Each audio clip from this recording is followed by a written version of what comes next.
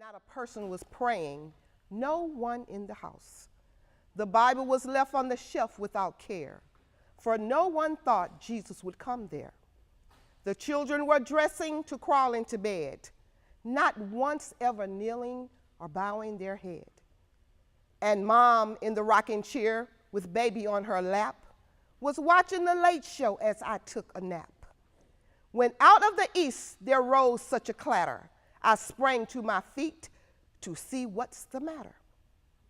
Away to the window I flew like a flash, tore open the shadows and lifted the sash, when what to my wondering eyes should appear was angels proclaiming that Jesus was here. The light of his face made me cover my head. It was Jesus returning, just like he'd said. And though I possess worldly wisdom and wealth, I cried when I saw him in spite of myself. In the book of life, in which he held in his hand, was written the name of every saved man. He spoke not a word as he searched for my name. When he said, "It's not here," I hung my head in shame. The people whose name had been written with love, he gathered to take to his Father above. With those who were ready, he rose without a sound, while all the others were lifting and standing around. I fell on my knees, but it was too late. I waited too long and thus sealed my faith. I stood and I cried as they rose out of sight. Oh, if I only had known that this was the night. In the words of this poem, the meaning is clear. The coming of Jesus is now drawing near. There is only one life. When one comes, the last call. Welcome to the Community Voice. And we know that Jesus is the reason for the season. And on this night, we have a great choir here for you tonight to sing the season songs, to sing holiday songs for you.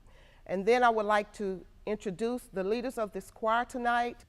I'd like to introduce our guests for tonight. First to my right is Miss Annie Grayer, who is the president of the St. Paul Missionary Baptist Church Mass Choir. And we'd like to welcome you tonight, Annie, to our show. And we'd like to thank you for bringing your choir out. Could you tell me who your leader is at your church?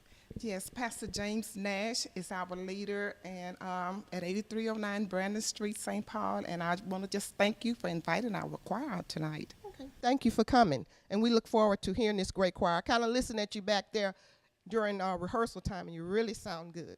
So we want to thank you for coming. Thank you. And to my left, I have Mr.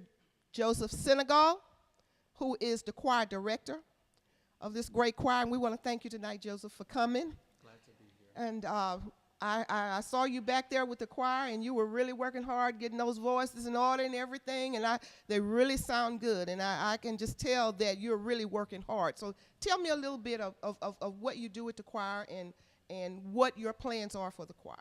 Well, what we do with the choir is we practice very hard in rehearsal.